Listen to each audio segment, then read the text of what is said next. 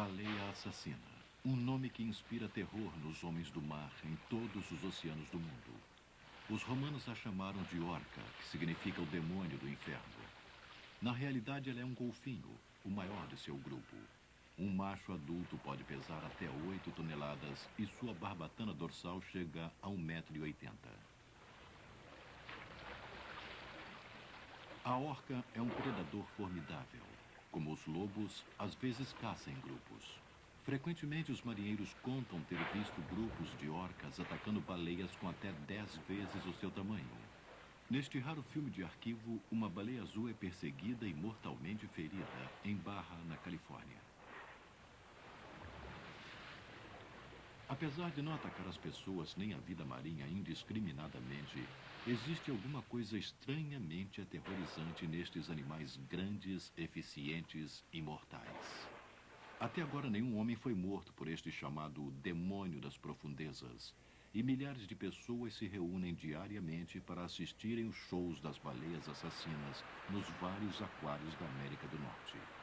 Não é o medo, mas a fascinação que atrai as multidões.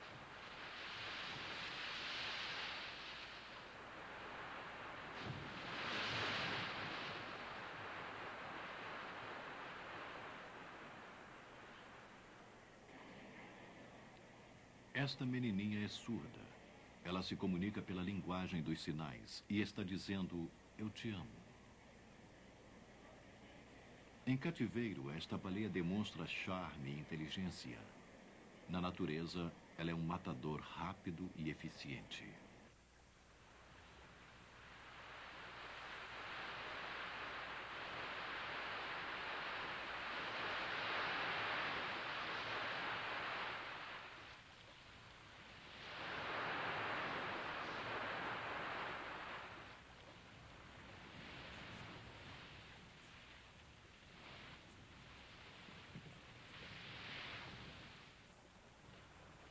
A transformação da opinião pública de grande medo para adoração pode ser datada por uma reportagem da TV canadense de julho de 1964. Uma orca foi arpoada para servir como modelo para uma escultura em tamanho natural para um aquário de Vancouver, mas ela não morreu.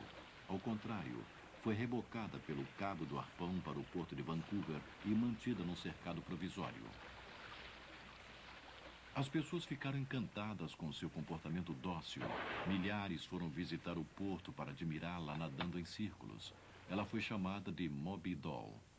Depois de 55 dias, ela começou a se alimentar com 100 quilos de peixes por dia, que eram recheados com vitaminas. Os cientistas ficaram impressionados com as vocalizações complexas da baleia. Nesta entrevista, o Dr. Newman diz que a baleia emite diferentes tipos de chamados.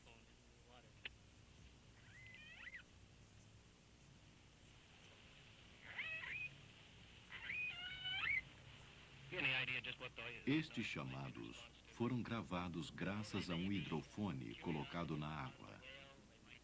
Os cientistas não sabem exatamente se esses sons são de curiosidade, nervosismo, ou se ela está chamando outros da sua espécie. Mas no futuro, pretendem estudar melhor os sons e classificá-los.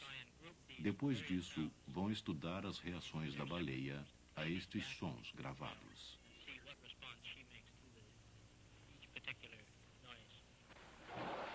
Depois de 88 dias em cativeiro, Moby Doll morreu. A autópsia revelou que ela era um macho jovem. Vozes como a sua ainda podem ser ouvidas em mar aberto, próximo à costa da ilha de Vancouver. No Estreito da Geórgia, pesquisas subsequentes construíram um perfil da baleia assassina, não como terríveis predadores, mas como mamíferos sociáveis com voz e que vivem em grupos familiares complexos chamados bandos.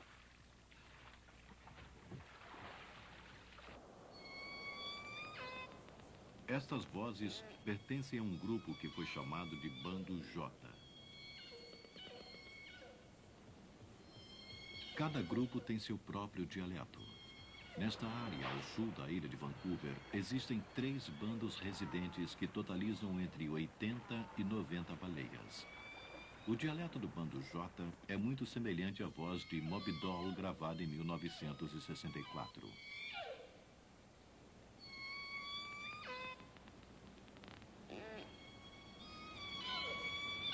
Um bando tem um repertório de aproximadamente 12 chamados. Um chamado feito por um dos animais normalmente é recebido e repetido pelos outros. Embora sua linguagem ainda permaneça um mistério, podemos reconhecer vários dialetos distintos. Este é o lugar onde Moby Doll foi acuada há mais de 30 anos, e este é o grupo a que ela pertencia.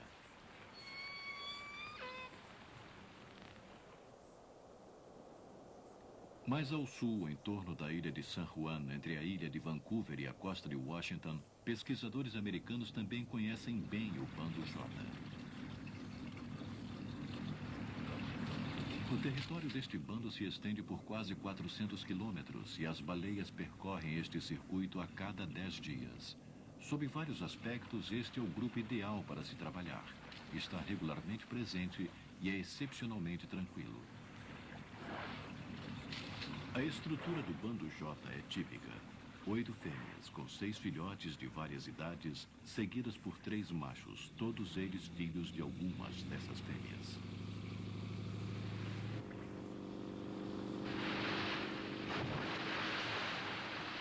Esta maneira de saltar, tirando todo o corpo para fora d'água e mergulhando com estardalhaço, é quase que com certeza uma atividade social para a comunicação com o grupo.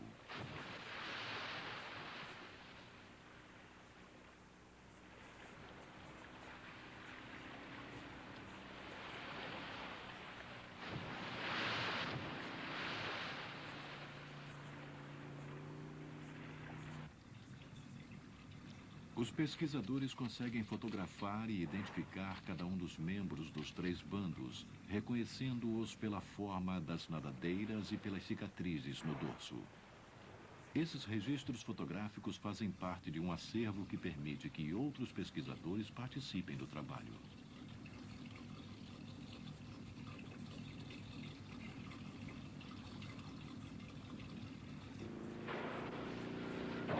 O resultado de anos de trabalho árduo começa a aparecer. Já se sabe, por exemplo, que em liberdade uma orca pode viver por quase 70 anos e que cada fêmea tem em média um filhote a cada 5 anos. As orcas têm seus pesqueiros favoritos, onde o salmão se reúne em densos cardumes. Todos os 3 bandos patrulham a faixa de mar que vai de Washington até águas canadenses. Parece não haver divisão territorial entre os bandos. Normalmente eles caçam em grupos familiares, mas outras vezes se juntam num superbando de 90 membros. O bando que é visto com mais frequência é o J. Mas um outro bando residente também aparece com frequência. É o bando K, e seu maior macho é chamado de K1.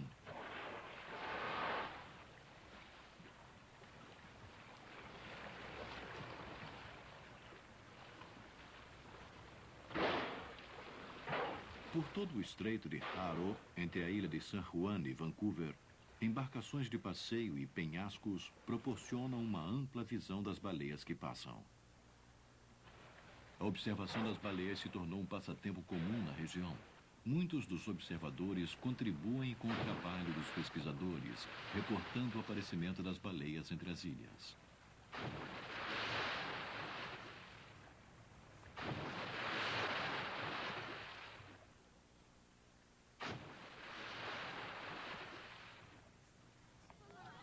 Mas não é preciso viver perto do mar para ver as orcas.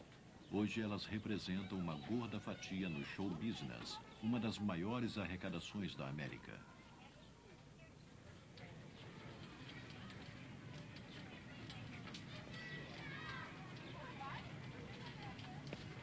Há debates acirrados sobre a manutenção de baleias em cativeiro.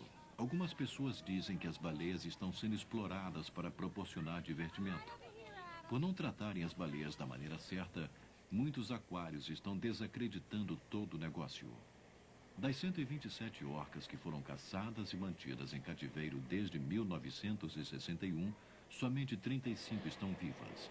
Como resultado, A opinião pública se voltou contra a existência desses shows, mas existe o outro lado da discussão. Centenas de milhares de pessoas visitam o SeaWorld todos os anos para assistir o show das baleias. Enquanto os treinadores parecem arriscar suas vidas nadando com animais que poderiam facilmente matá-los, uma pergunta permanece: como isto é feito?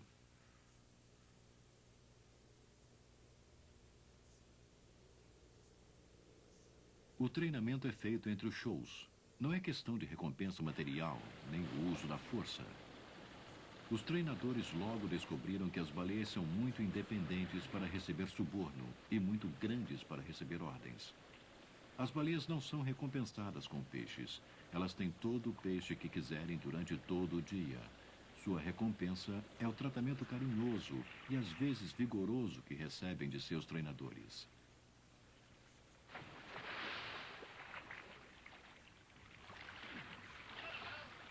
Alguns dos sinais parecem óbvios, mas a resposta é muito sutil e individual.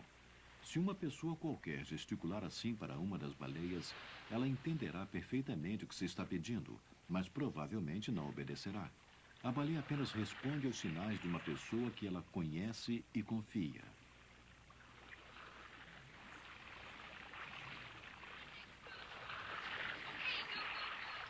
Esta comunicação entre pessoas e animais leva tempo para se desenvolver. Alguns animais respondem a constante atenção e interação melhor do que outros. Os cães, por exemplo, são mais fáceis de treinar do que os gatos.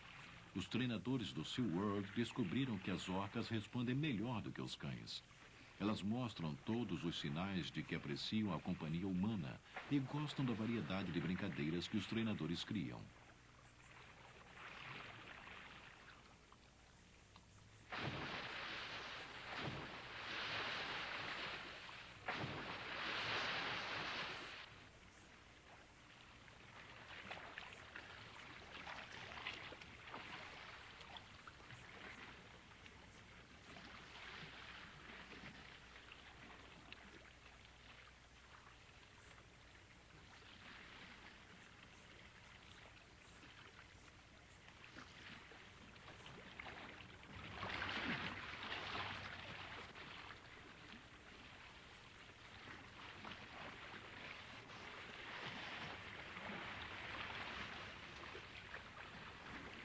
Os números que são criados nas sessões de treinamento quase todos são ideias das baleias. Elas mostram aos treinadores o que gostam de fazer, e essas ideias podem ser incluídas nos shows. O impacto sobre a opinião pública tem sido colossal. Já se foram os dias em que um treinador de baleias era comparado a um treinador de leões arriscando a vida e a perda de membros, se defrontando com um devorador de homens. O que as orcas pensam ainda é um mistério. Algumas pessoas dizem que são prisioneiros atormentados, caminhando lentamente para a loucura no confinamento de suas piscinas. Outras respondem que as orcas estão saudáveis e aparentemente de bom humor. A verdade é que mais da metade das orcas em cativeiro morre depois de 3 anos.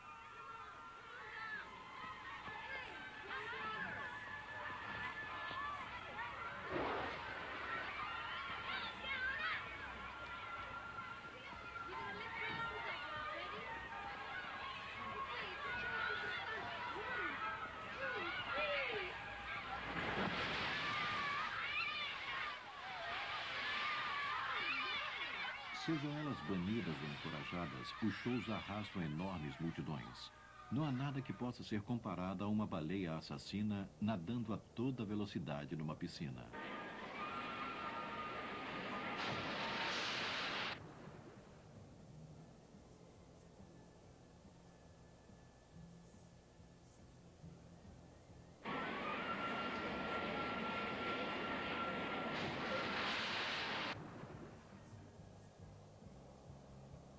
Como as orcas são muito inteligentes, há sempre o perigo delas ficarem aborrecidas com a repetição dos números.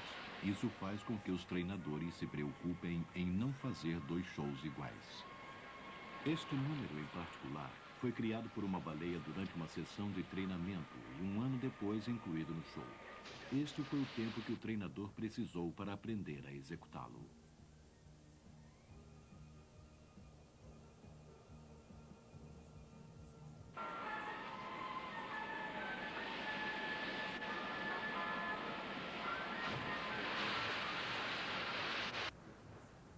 Todos os números ou comportamentos, como eles chamam, vêm do comportamento natural das baleias e apenas são estendidos ou exagerados além da duração normal.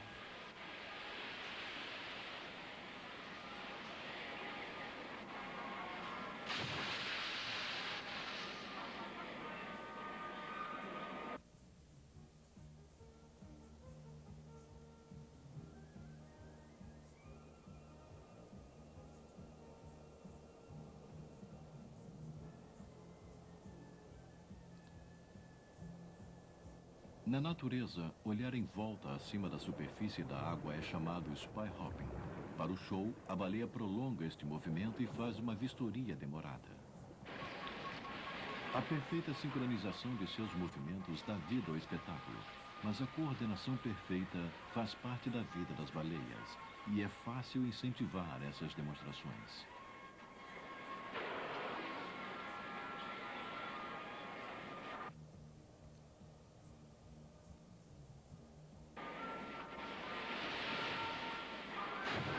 Os shows de baleias transformou os sentimentos das pessoas em relação às baleias, de medo para admiração. Isso beneficia a espécie, mas muitos amantes das baleias recém-convertidos afirmam que é um crime capturar as baleias livres e confiná-las para o resto da vida numa pequena piscina. A solução é criar um programa de reprodução em cativeiro. Mas as orcas são difíceis de se reproduzirem em cativeiro. O SeaWorld é um dos poucos aquários a ter êxito nesta empreitada. Eles acreditam este sucesso ao bom relacionamento entre baleias e treinadores.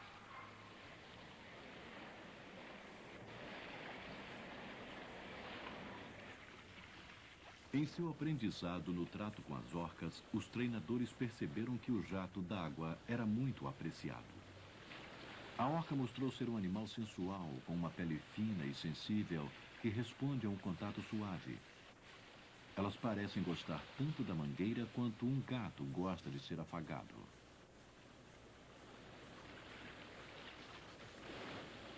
Para cuidar de baleias, é preciso um estudo constante para entender e prever suas necessidades.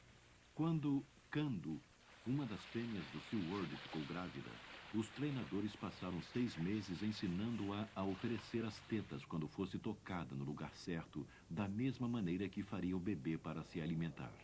Assim, quando o bebê nasceu, ela permitiu que ele mamasse, dando-lhe toda a chance de sobrevivência. Baleias em cativeiro já tinham tido filhotes antes, mas todos morriam porque a mãe não podia ou não sabia alimentá-los. Em 26 de setembro de 1985, após uma gestação de 15 meses, Kando teve seu filhote em frente às câmeras, e este filme inédito rodou o mundo inteiro.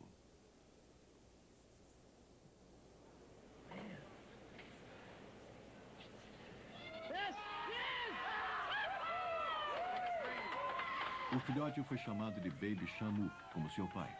Ela respirou pela primeira vez sem ajuda. E logo estava nadando vigorosamente em torno da piscina para a satisfação da equipe do SeaWorld.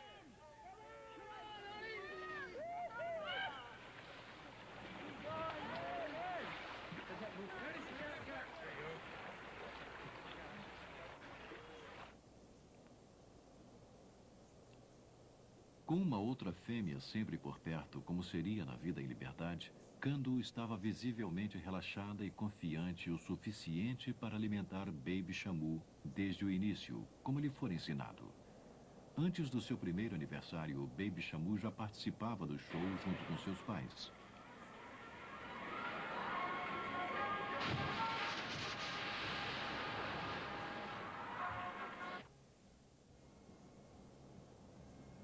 Ela não teve muito o que aprender. Como todo bebê baleia, ela imitava tudo que os adultos faziam.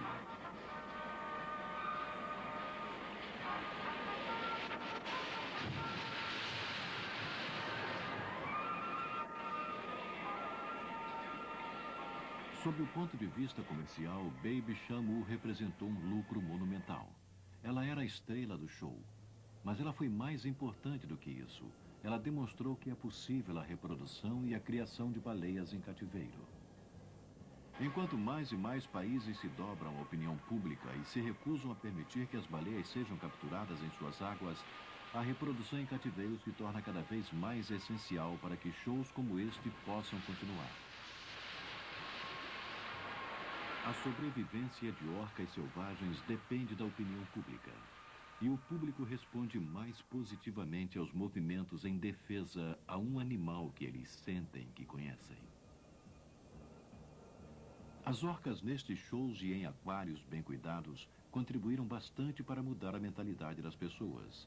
Hoje, ao invés das orcas serem vistas como devoradores de homens que são arpoadas na primeira oportunidade, elas são vistas como criaturas adoráveis e misteriosas que precisam de proteção.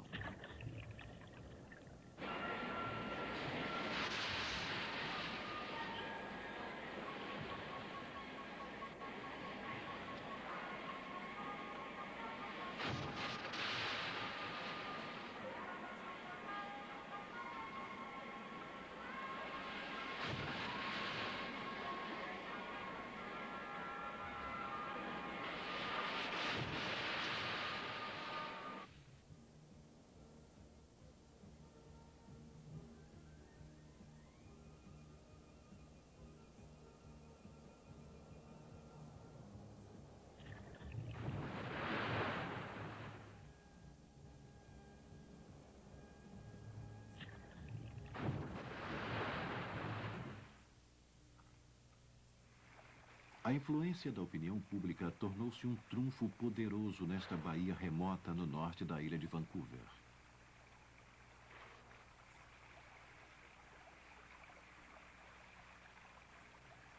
Perto da Baía Robinson, encontra-se uma enseada conhecida pelos cientistas como Praia da Fricção.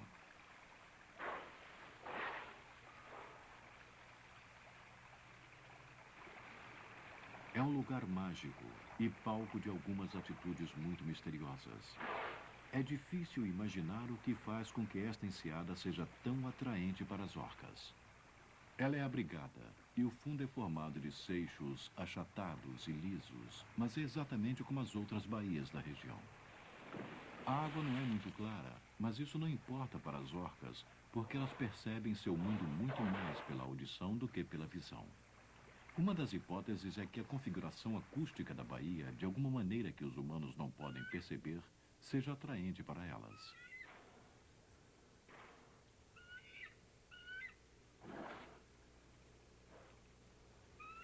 Algumas chegam de lugares próximos e outras vêm de muito longe diretamente para a enseada. Mas todas elas, quando chegam, se esfregam luxuriosamente contra os seixos lisos do fundo. Debaixo d'água, suas formas fantasmagóricas deslizam vindas da escuridão com movimentos lentos, mas deliberados.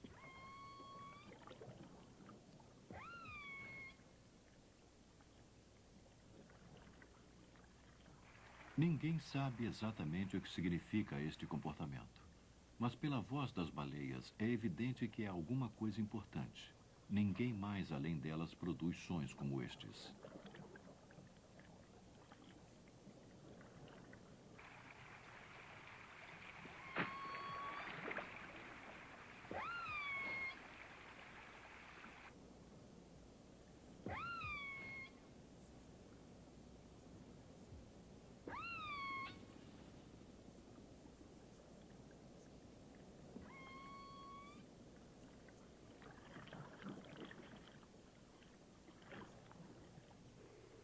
Em 1979, uma nova rodovia foi aberta para o serviço de derrubada de árvores no norte da ilha.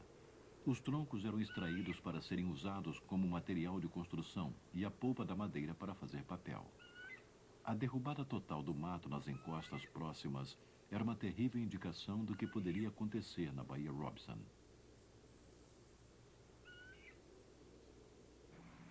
O único som que as orcas faziam no lugar tinha um barulho contínuo ao fundo. O som das hélices dos barcos que transportavam a madeira em direção às serrarias. De repente, se tornou urgente proteger a Praia da Fricção da indústria. E a opinião pública veio ajudar. Depois de um processo longo e exaustivo, a praia agora está protegida. Existe um projeto que logo se tornará lei, que proíbe a extração de madeira numa extensão de 4 quilômetros de cada lado da Praia da Fricção e de 500 metros para o interior da ilha.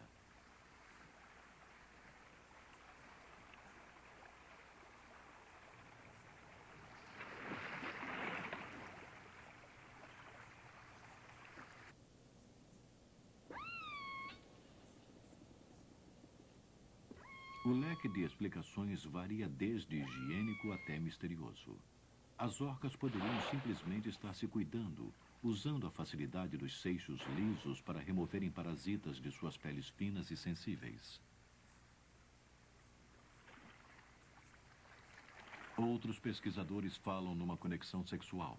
A Praia da Fricção é um dos 3 únicos lugares do mundo onde já se viu uma orca em estado selvagem ter a sua cria. Mas ninguém ainda apresentou uma razão convincente do que elas estão fazendo na realidade.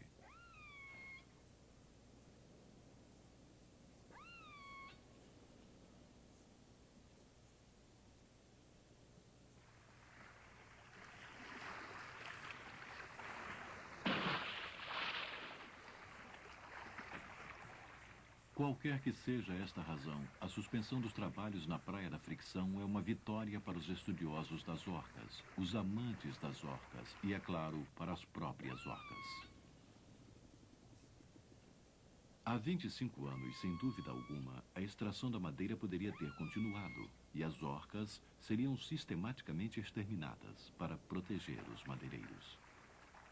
Em 1955, a Marinha dos Estados Unidos usou metralhadoras para massacrar centenas na Islândia, para proteger a indústria pesqueira. Hoje, depois da mudança da opinião pública, atos como este seriam totalmente inconcebíveis.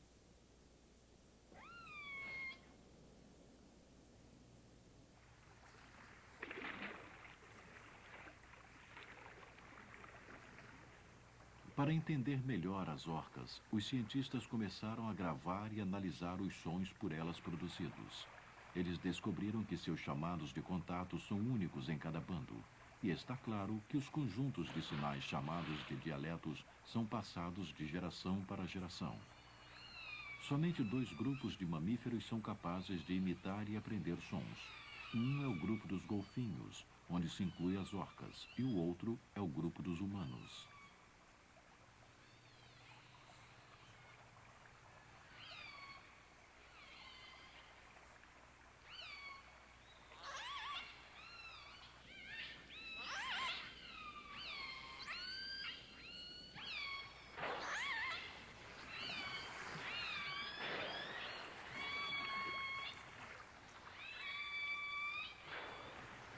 As orcas encontram suas vítimas através de uma forma sofisticada de sonar chamada ecolocalização. É um sistema tão sofisticado que elas podem, mesmo em águas escuras, perceber a diferença entre salmões e bacalhaus a uma distância de 60 metros.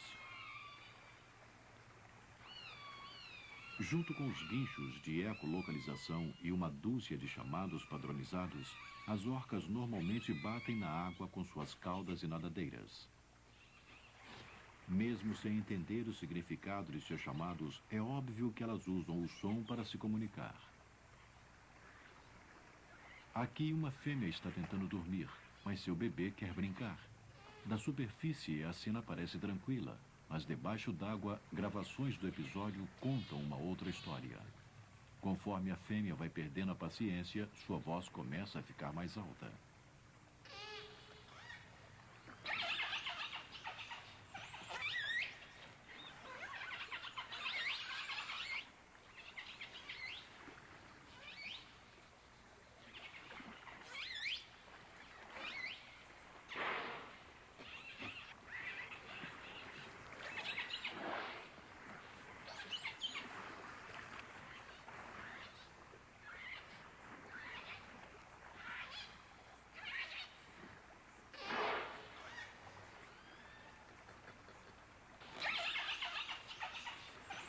As orcas são conhecidas por usarem o castigo.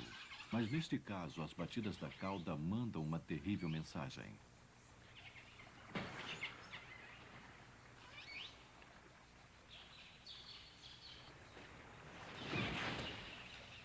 Tentar interpretar o que as orcas estão dizendo é um desafio. Seu mundo é tão diferente que o sonho de traduzir a sua linguagem para a linguagem humana deve continuar sendo remoto.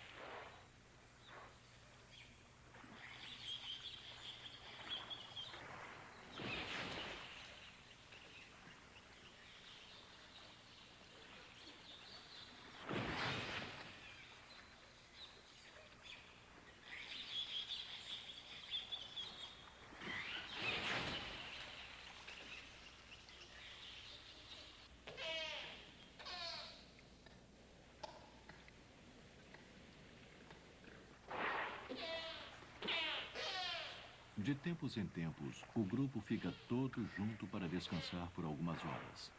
Elas repousam com preguiça na superfície, respirando a cada 30 segundos mais ou menos e murmurando uma para a outra em voz baixa.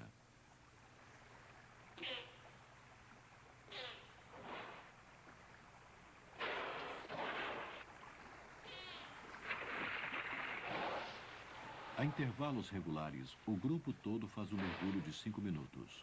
Os chamados sonolentos parecem coordenar esses mergulhos, mantendo o grupo bem perto todas as vezes.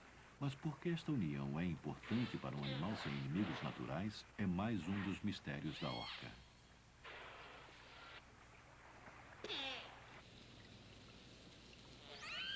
Quando o grupo se encontra com salmões, as vozes e o comportamento mudam abruptamente.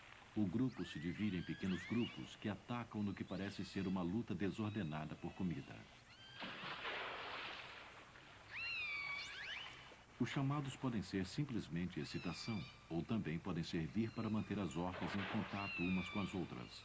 Alguns indivíduos podem se afastar quilômetros do grupo na excitação da caça.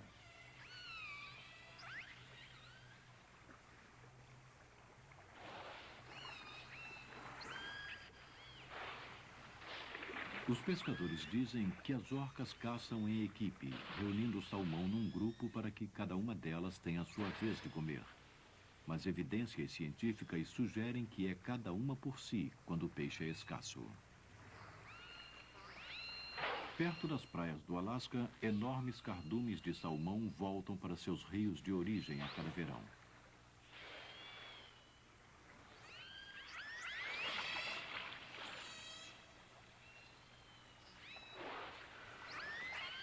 Este grupo foi encontrado em Prince William Sound durante o verão de 1987.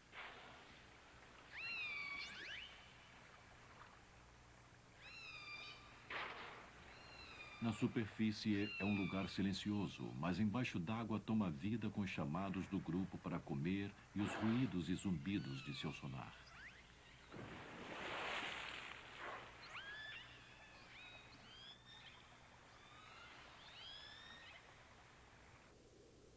Prince William Sound era o lugar favorito das orcas por causa da abundância de comida no verão. Agora, depois do vazamento de óleo, seu futuro é incerto. Existem cenas que certamente não se repetirão, mas muito em breve, com certeza, os números também não. Ele fica na ponta do Golfo do Alasca e aqui, na parte oeste do Sound, existiam 10 grupos que vinham regularmente passear, fazendo um total de aproximadamente 170 animais. Agora, quem sabe?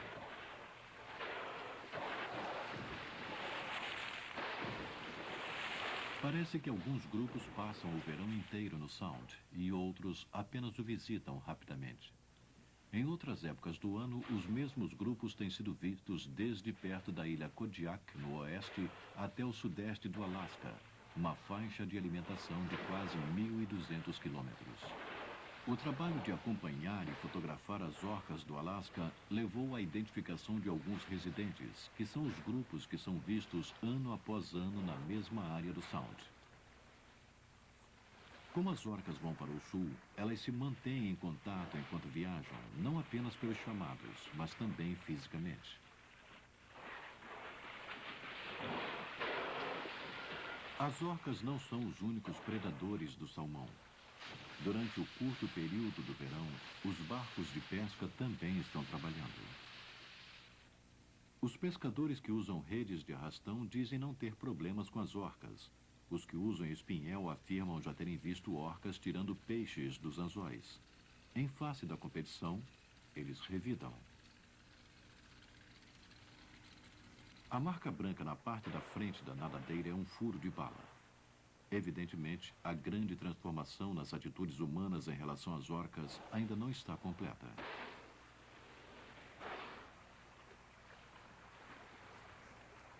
Um dos pesquisadores de Prince William Sound descobriu que enquanto algumas orcas são de difícil aproximação, outras demonstram grande interesse pelo seu barco. Uma jovem fêmea apelidada de Bubbles faz visitas frequentes quando o barco de pesquisas passa. Os observadores de baleias de toda a costa da América do Norte conhecem um outro tipo de grupo de orcas, mais bruto.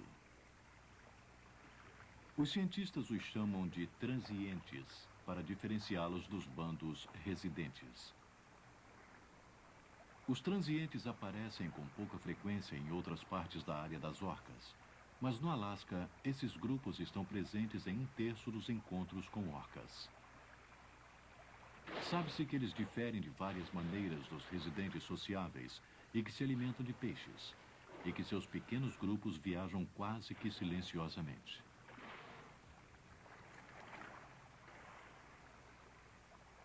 Suas vozes, quando chamam, são bem diferentes das vozes dos residentes, mas na maior parte do tempo eles se movem sem emitir sons, por uma boa razão. Eles se alimentam principalmente de outros mamíferos marinhos.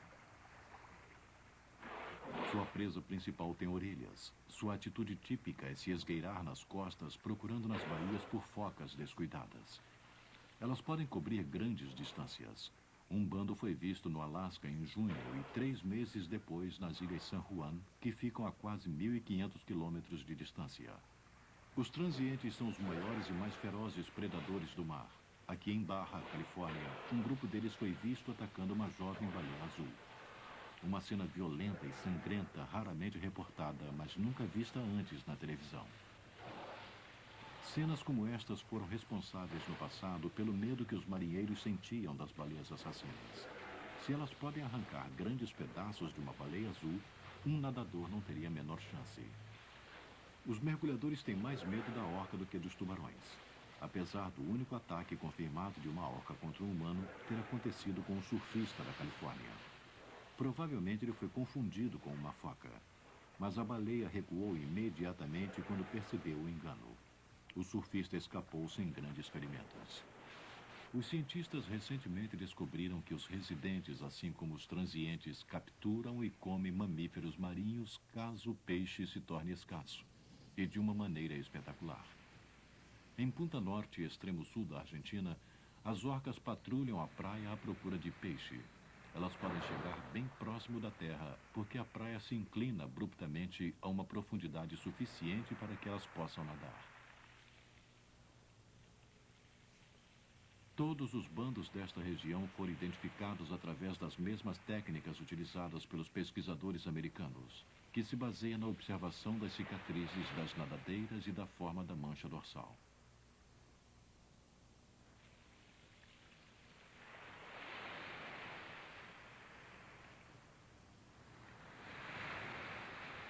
Este grupo familiar em particular está nesta praia durante o ano todo. Ele é composto de 3 membros, a fêmea, um filhote e um grande macho adulto com a nadadeira levemente encurvada. O macho sempre vem à praia em busca de peixe, enquanto os outros ficam esperando a uma distância de 500 metros.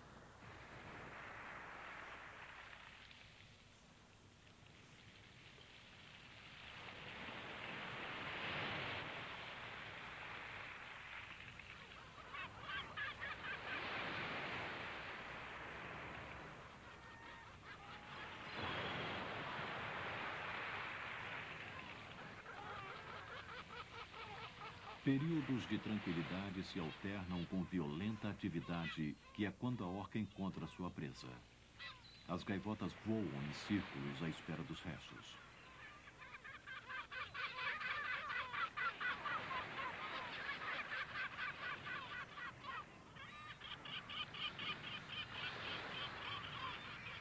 Ocasionalmente, um peixe dispara buscando segurança dentro das ondas, mas é seguido pela baleia. Este macho tem quase 10 metros de comprimento.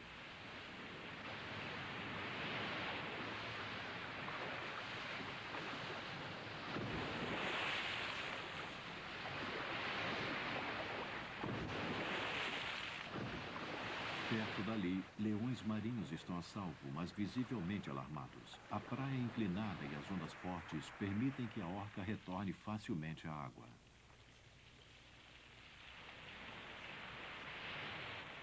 Uma vez na água, a orca retorna à pesca. Mas ela esteve muito perto de um tipo de alimentação que é muito mais nutritiva e mais fácil de pegar: leões marinhos e seus filhotes. É assim que os predadores descobrem novas presas. A forma da praia na maré baixa é muito importante para o que vai acontecer em seguida. A barreira de pedras na praia é cortada por um profundo canal que leva até a marca da maré alta no limite da praia de Cascalho. Na maré alta, os leões marinhos estão perfeitamente seguros quando nadam sobre o fundo rochoso.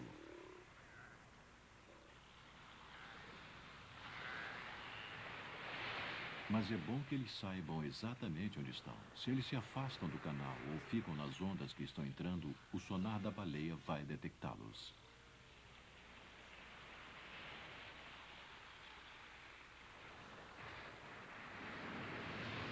Ataques como este ocorrem durante todo o ano, mas frequentemente falham.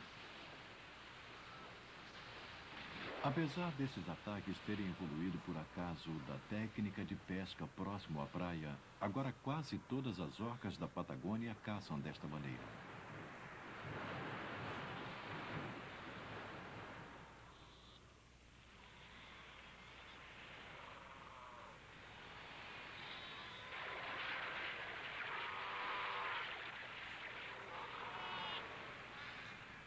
O pico do seu sucesso é em março e abril, quando os filhotes em crescimento se tornam mais audaciosos, mas ainda são inexperientes.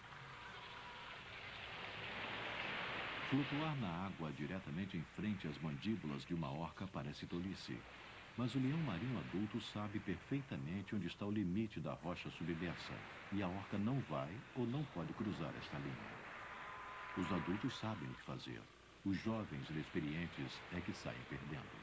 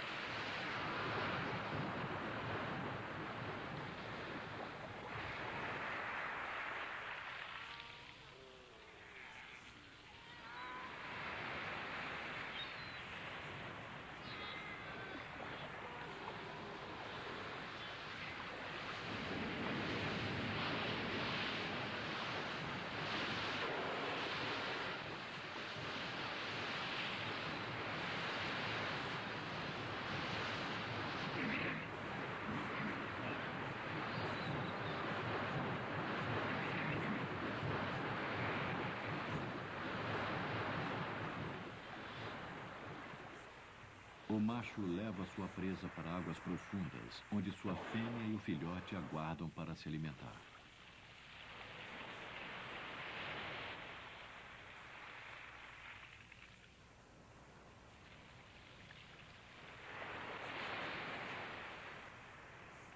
A fêmea também vem até a praia, mas quem caça sempre é o macho, e várias vezes por dia durante a estação de reprodução dos leões marinhos.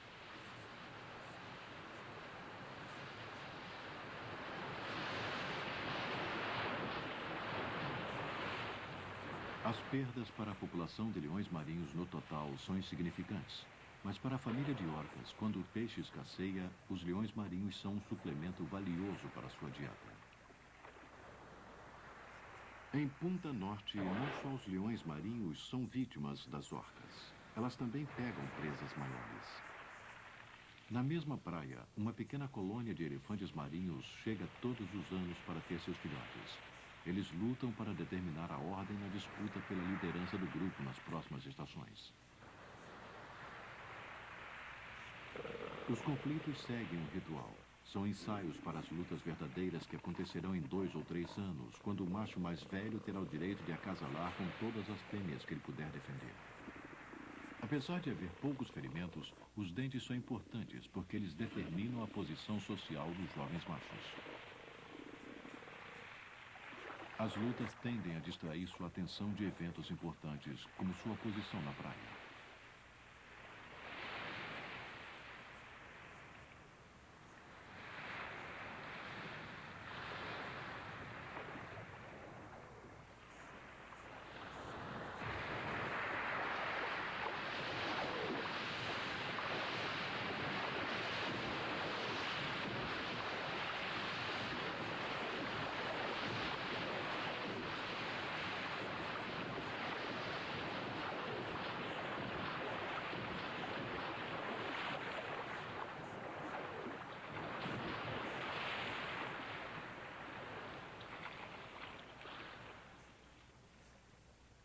Vejamos novamente o ataque em câmara lenta.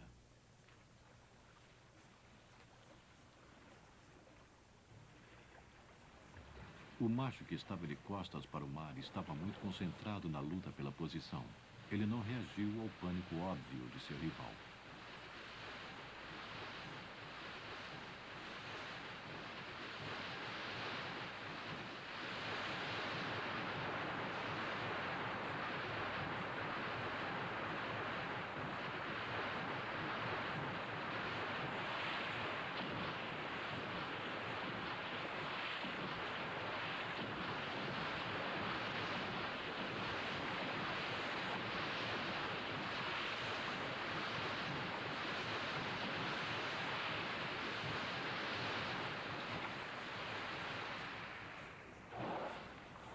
A orca leva sua presa ainda viva para sua família a 400 metros mar adentro. As observações sugerem que o elefante marinho é dado ao filhote para que este o mate, como parte de seu treinamento para a vida nessas águas.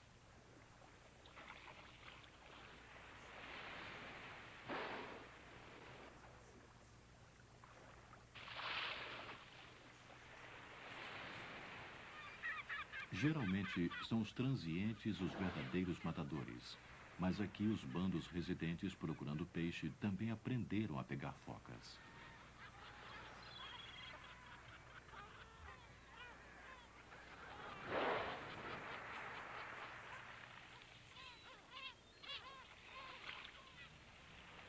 As gaivotas e os mergulhões rodeiam os restos como abutres marinhos. A comparação é perfeita. A orca é o tigre dos mares, o predador máximo. Em todos os oceanos do mundo, seu comportamento social e sua inteligência evidente, junto com seu tamanho, sua força, a fazem invencível. Só a raça humana já desafiou a supremacia do matador. Como o tigre, o leão e o urso polar, a baleia assassina foi erroneamente julgada pela única espécie que é incapaz de aceitar o seu domínio em um ambiente estranho. Mas o futuro para as novas gerações de orcas parece mais brilhante. Elas não são mais massacradas por causa de um medo absurdo, e esforços têm sido feitos para proteger seu ambiente. O respeito e a compreensão por esta criatura magnífica não são novos. O povo que melhor conhece as orcas são os índios americanos do Nordeste do Pacífico, que as têm respeitado e considerado como aliado por milhares de anos. Um clã em particular usa a orca em seu tótem. Eles contam a história. Nats Laney era um grande e respeitado caçador que gostava de caçar com seus 3 cunhados. Os cunhados tinham ciúmes de seu sucesso. Eles o deixaram no Recife para que se afogasse quando a maré subisse. O mais moço dos cunhados não queria deixá-lo ali, mas não podia ajudar. Um pássaro apareceu e levou Nats Laney para um mundo secreto dentro do Recife. Lá havia pessoas que o colocaram numa bolha para que chegasse em segurança à praia. A esposa de Natslaney foi avisada e recebeu ordem de levar ferramentas para ele em segredo. Ele esculpiu um monstro de aparência ameaçadora que chamou Kit. Eu te esculpi para que você vingasse um erro cometido. 3 homens estarão numa canoa. Mate os 2 maus, mas salve o mais jovem. A baleia assassina executou os 2 irmãos e levou o mais jovem para a praia.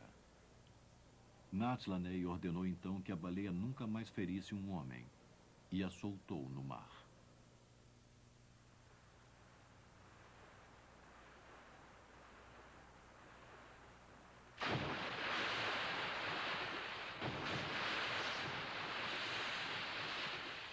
E até hoje, o mais assustador dos predadores do mar não desobedeceu à ordem recebida.